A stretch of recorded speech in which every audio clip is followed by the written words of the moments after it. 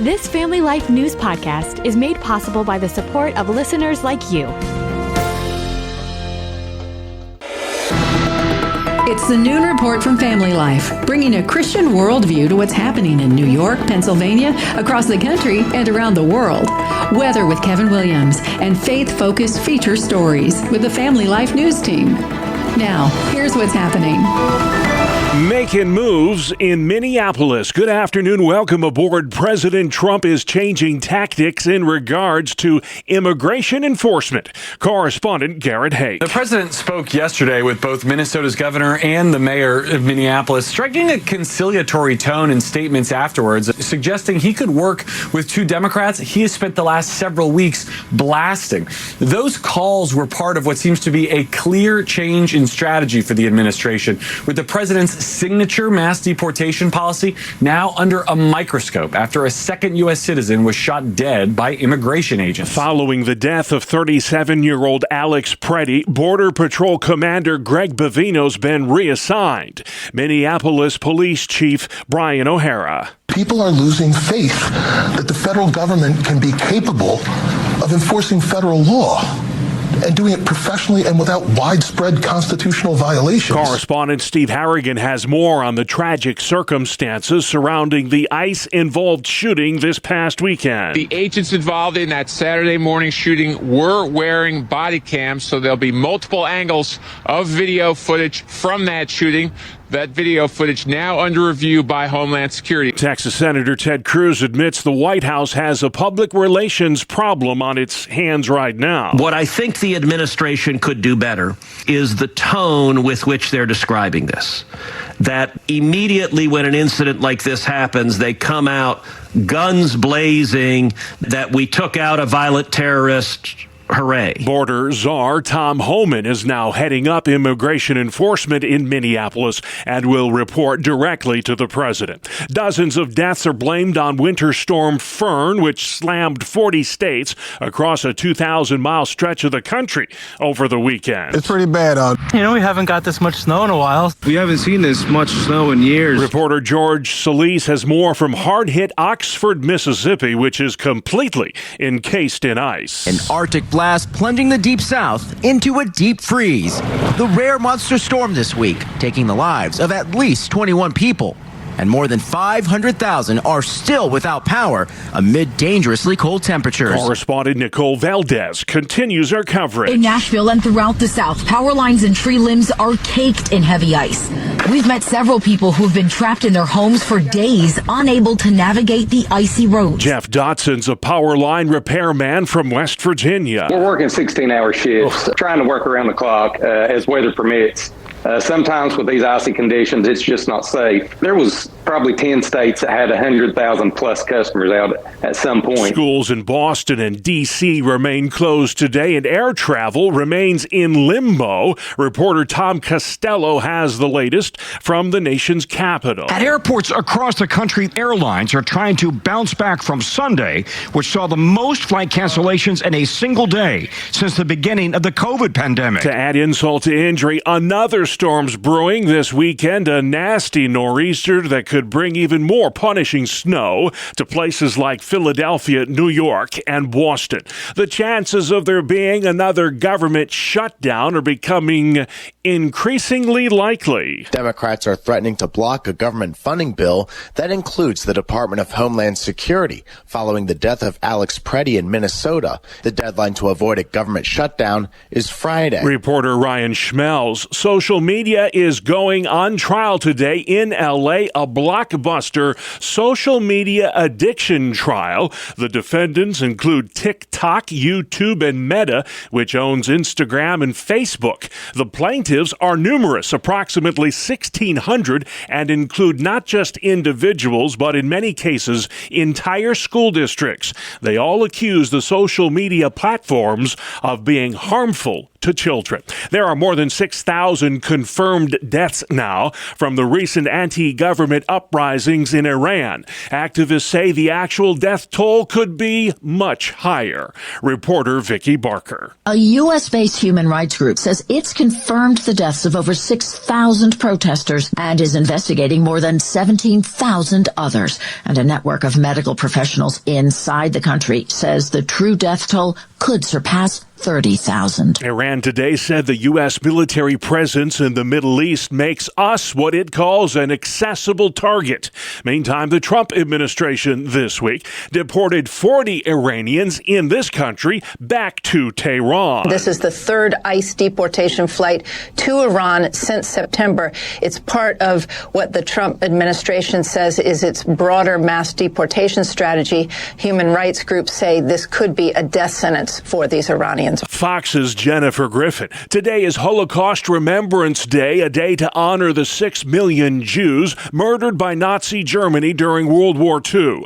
British historian Trevor Avery says the average age of a Holocaust survivor today is 87. We're at a challenging time with the survivors leaving us rapidly. The old model of bringing a survivor into a room and talking to a class or a school was always transformative for the children. But they're not going to be with us for very much longer. There are today fewer than 200,000 Holocaust survivors still alive. The Great Lakes are nearly 50% completely frozen. Last year this time, those 5 bodies of water were just 30% covered in ice. Lake Erie is nearly 100% frozen over. Lake Ontario's about 25% encased in ice. Still to come on the Noon Report. Storm cleanup efforts, Pennsylvanians on the move, and playing nice with ice.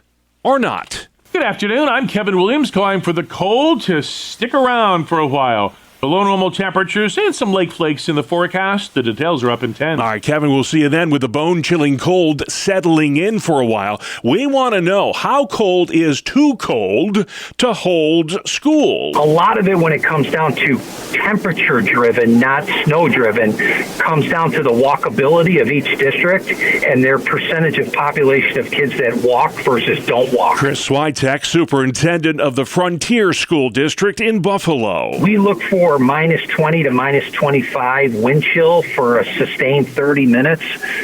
Because we are a relatively low walking population, that number will fluctuate district to district. Tom Adams, superintendent at Hamburg Central, tells News Talk 930. The important thing to consider is that it is a safety first proposition here, and it's not a case of, well, we've used up X number of snow days, so we can't have any more, because the safety piece is paramount. At the Central Square School District in Oswego County, New York, Superintendent Thomas Colabufo says a lot of decision-making goes into whether or not to cancel school. The very early morning hours, getting updates on how many passes the plows have made in different areas, connecting with our director of facilities. So we're all on a thread at about 3:30 in the morning, and then talking to the other superintendents as well. Most school districts in New York will build anywhere from 4 to 7 snow days into their schedule to meet the state-mandated 180-day instructional requirement.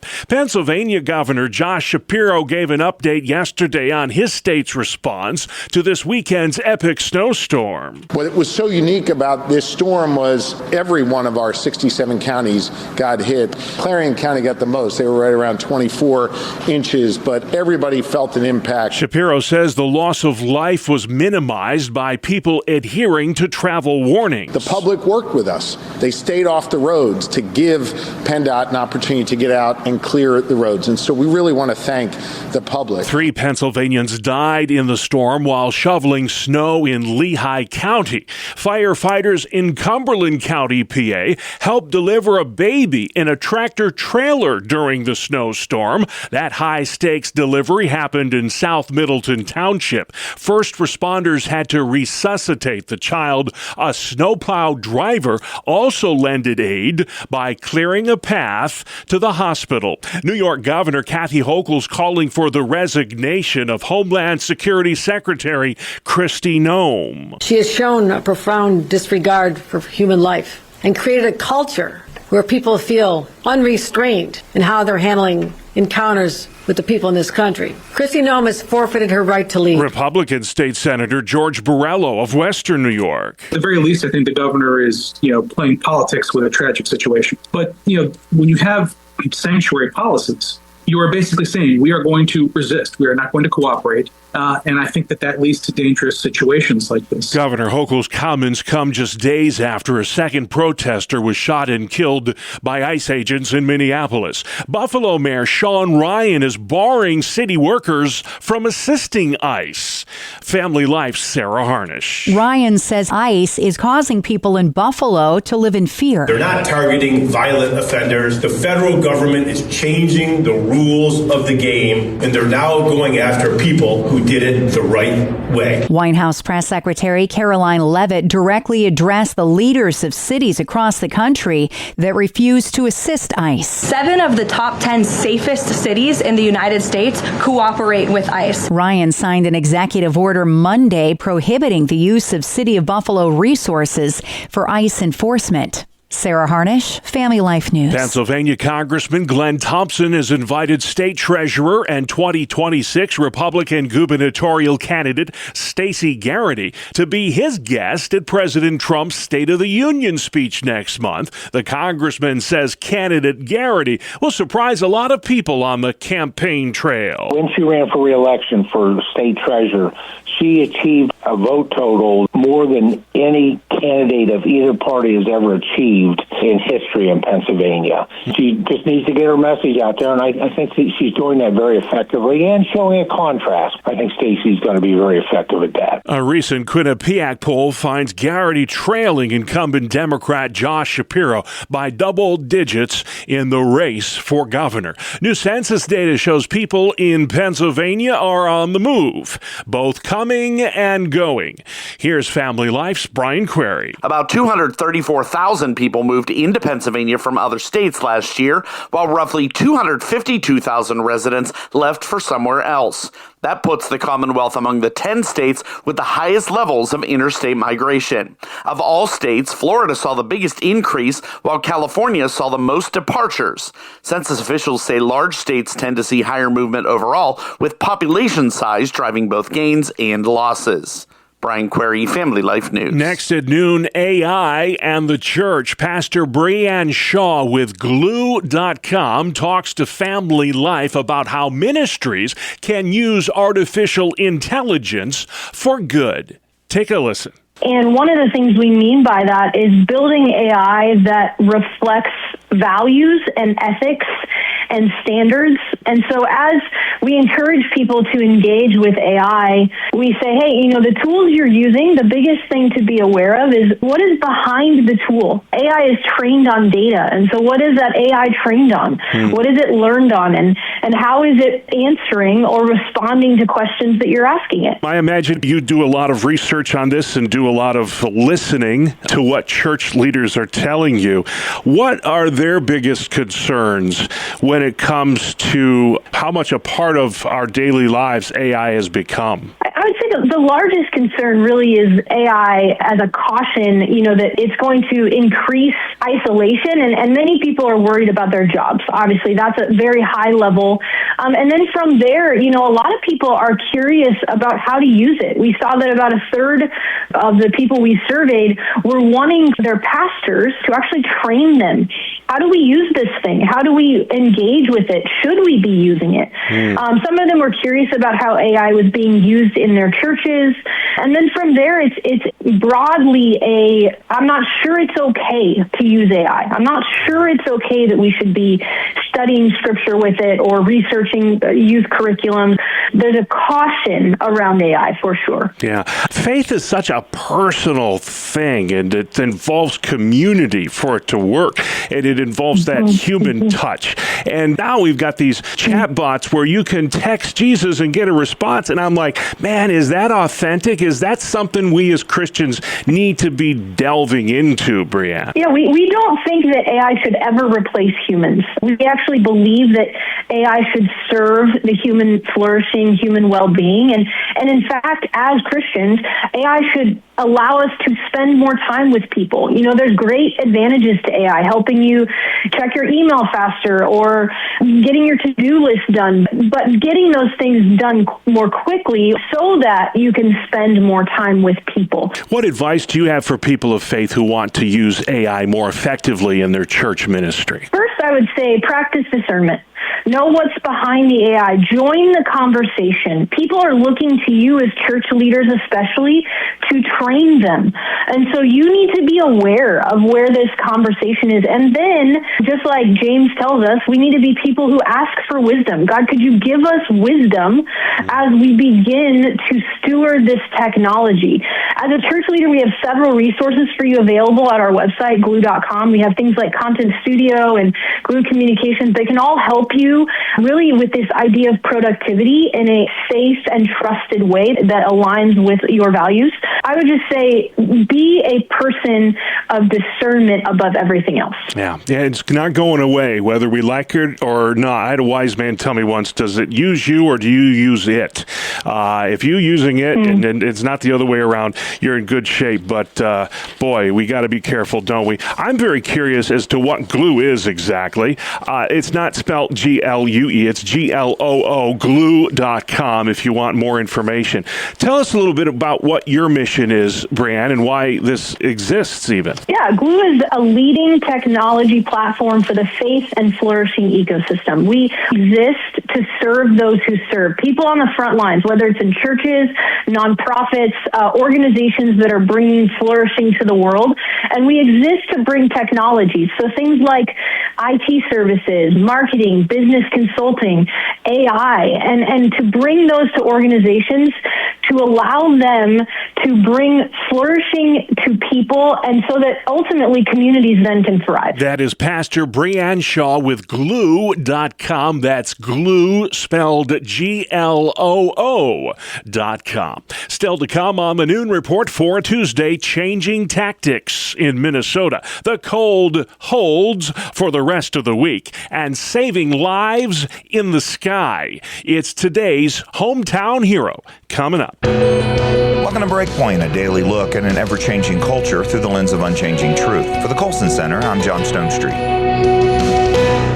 Well, AI may have just solved an ancient puzzle. For his new book, Josephus and Jesus, New Evidence for the One Called Christ, Dr. T.C. Schmidt used AI, among other methods, to test something that's long been in dispute: what the first century historian actually said. Flavius Josephus was also a Jewish scholar, priest, and military leader whose work has provided essential understanding into Jewish life, both during his time and before. He personally knew figures who appear in the Bible, like King Agrippa, which is mentioned in Acts 26. And while he wrote about many of them, including John the Baptist and James, the brother of Jesus, his most famous and controversial passage was about Christ himself. Though the section on Jesus runs less than 100 words, it describes how he was viewed by Jews while the apostles still lived. Josephus said that Jesus was a wise man who performed amazing acts, taught people looking for truth, gained many followers, was accused by the leadership, executed by Pilate, and after 3 days appeared to his disciples. He also called him the Christ and wondered if Jesus should be called a man. Making these claims even more remarkable is that Josephus was plainly not a Christian himself and had no reason to exaggerate. Now, to Christians, these claims are almost too good to be true, and that's the problem.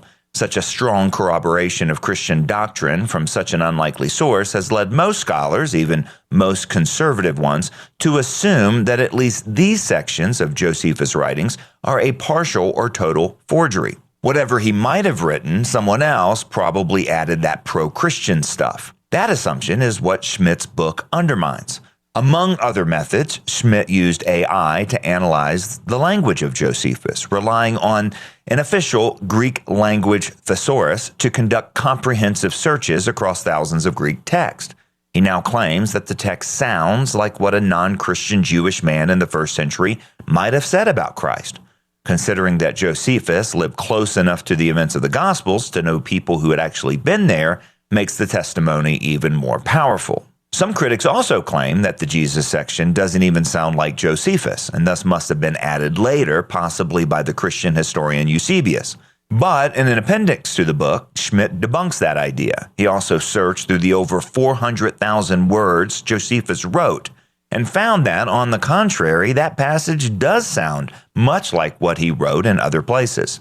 In fact, and this is a big part of Schmidt's argument, despite the reputation of the Jesus section of being too Christian to be true, he believes that a more accurate translation of that passage provides a more neutral, if not sometimes negative, view of Jesus and his work. For example, that the part describing Jesus' miracles means something more like magic tricks, and that the crowd following Jesus' words of truth is better translated as people looking for simple truisms. His description of how Jesus appeared after his death could also hint at doubt, in the way that we might say in English that something only appeared to be true. And when compared to other early translations, when Josephus referred to Jesus as the Christ, he most likely meant that Jesus was called the Christ, or thought to be, or believed to be the Christ. One generous donor is so impressed with Schmidt's book that he has now made it available in PDF form for free. And it might be that Schmidt has now restored this ancient source to its rightful place in historical and apologetical studies. Of course, extra-biblical histories do not, in and of themselves, prove the Bible,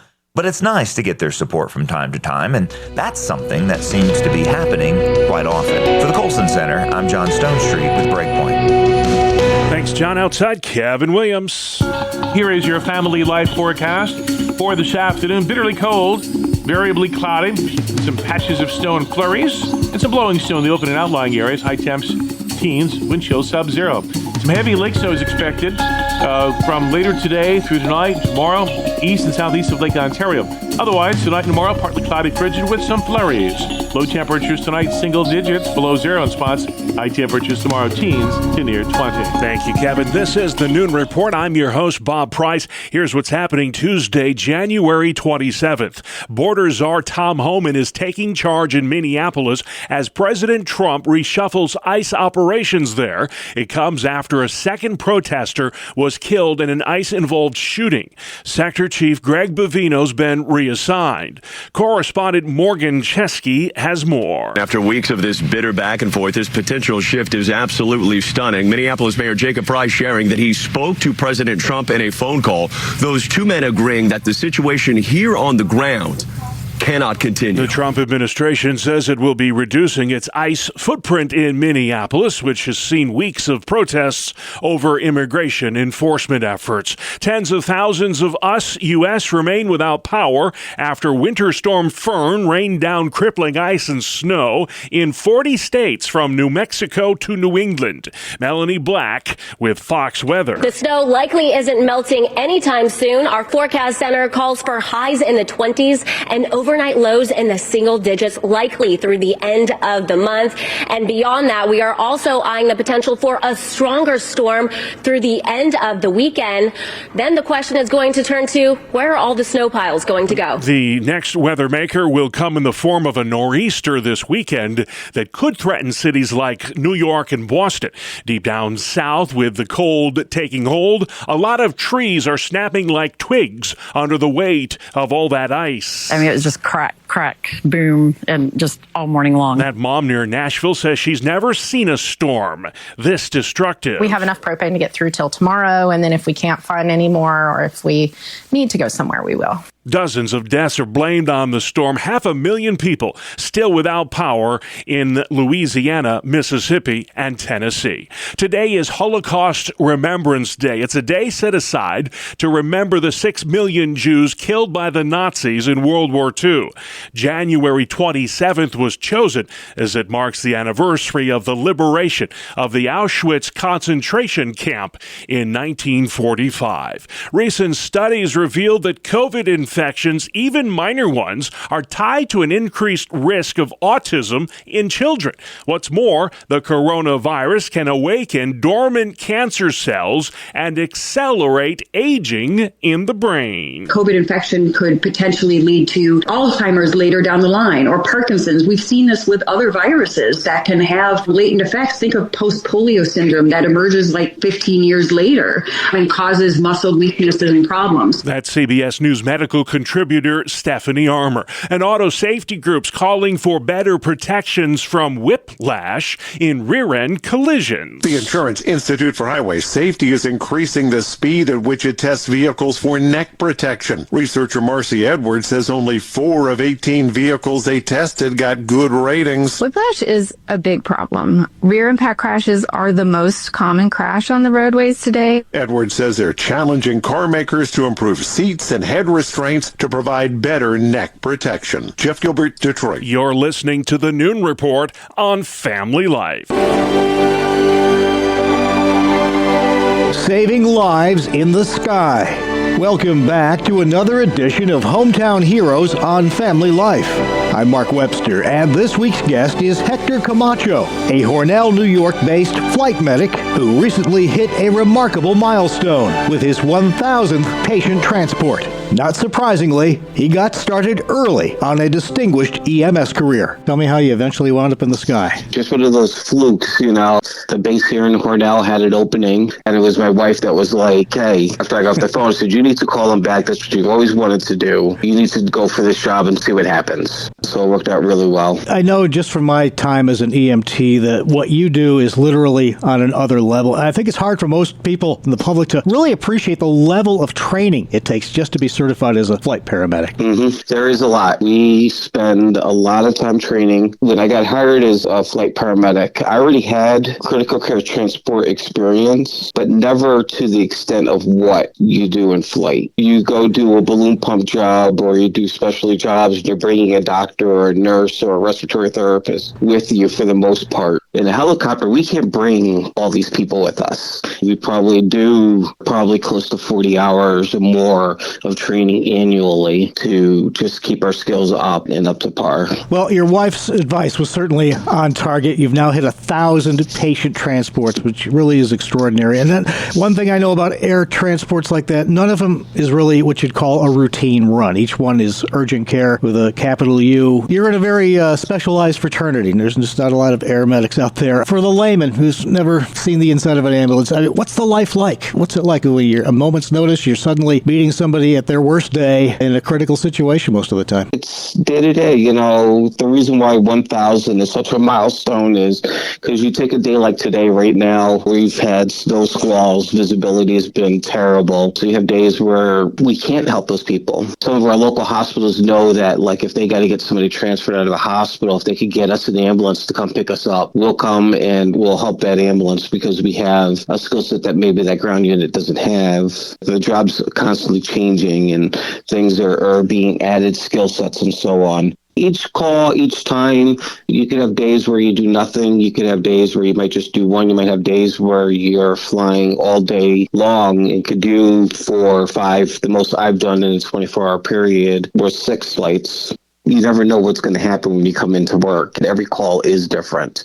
Every patient that you encounter is different. There's always those variations in various things, and you get that satisfaction of when you can see the work that you're doing and seeing changes in the patient condition or improvements. I mean, you've seen situations where, you know, sometimes it could be like you're hectic and you're running around with the head chopped off, but you don't show that. You know, I've had situations where I've had a patient bringing over to a hospital for an MI, and you know, we land and I'm talking to them, and then they all of a sudden their heart goes into another rhythm and you're doing the work. So it's just each situation's different, each thing's unique. You know, there's some of those things that stick with you. Like, man, I was talking to this guy just a minute ago, and I asked him, how was the flight? And he goes, oh, it was great. And we're getting ready to move him out of the helicopter. And then, boom, you know, now you're doing CPR. You know, fortunately, I've never had to actually do CPR while flying, so that's a bonus. Things could change in an instant in this job. The way the schedule works, you know, I work 2 days a week, 24-hour shifts. The nice thing about our company is they encourage us to rest. We have a crew lounge, we have bunk rooms, we have places where we can rest here at the base. The schedule's really nice because it does give us an opportunity to work a 48-hour work week, right? We work 2 24-hour shifts. Between those 2 48s, you get a day off, and then you have several days off after your last shift. So it gives you time to spend with family, wind down, maybe maybe help out with your volunteer agency or work somewhere else. It allows the opportunities for other things to do. Yeah, some well-needed rest there in between shifts there. Burnout's a real issue in the industry as well. Well, congratulations on 1,000 safe flights, and here's to 1,000 more, and thanks for all you do. Thank you. Thank you. That's Hector Camacho, a Hornell, New York-based flight medic who recently hit a remarkable milestone of 1,000 patient transports for LifeNet. Please join us again next time as we search for your home, your town, your hero. It's Hometown Heroes on Family Life. Thank you, Mark. Hometown Heroes comes your way every Tuesday during the Noon Report or online anytime at Apple Podcasts, Spotify, YouTube, and FamilyLife.org. A very good afternoon to all. Here is your Family Life regional weather forecast. Well, there'll be no relenting to this Arctic cold pattern we have been in. It might be helpful to know that the normal or average high temperature this time of year in our region is in the 30s. We're looking for highs mainly in the teens over the next several days. No big storms are due for now, but some local lake snow will occur. We'll keep our eyes on the East Coast where there might be something brewing this weekend. For this afternoon, bitterly cold, variably cloudy, some patches of snow and flurries, and some blowing snow in the open and outlying areas. High temps, teens, wind chill sub-zero. Some heavy lake snow is expected from later today through tonight and tomorrow, east and southeast of Lake Ontario. Otherwise, tonight and tomorrow, partly cloudy, frigid with some flurries. Low temperatures tonight, single digits, below zero in spots. High temperatures tomorrow, teens to near 20. All right, thank you, Kevin. Finally at noon, the Mattel Ken doll turns 65 in March. And ahead of that milestone birthday, the toy maker has revealed his real name. Here it is. The Ken doll is Kenneth Sean Carson. It's a nod to the son of the company's founders, Kenneth Handler. Barbie, Ken's longtime girlfriend, she was named after their daughter. Correspondent Bree Tennis has more on their rather complicated relationship. Ken and Barbie have had an on-again, off-again relationship since 1961. Mattel says they're officially boyfriend and girlfriend, but so far no ring, no wedding. He's had over 40 occupations, including rock star, doctor, and pilot, although in the Barbie film, his career was listed as beach. I'm Bree Tennis. All right, Bree, thank you very much. And just like that, we're out of time. That's our world, the world we live in. Tuesday, January 27th. I'm Bob Price, Family Life News. You've been listening to the Noon Report, heard weekdays on Family Life. Thank you for listening. Thank you for listening to this Family Life News podcast. If you've been encouraged by what you've heard, please share it with others and click the subscribe button to automatically receive future episodes. Family Life is a listener-supported ministry. Podcasts like this are made possible by your financial partnership. Find out more at familylife.org.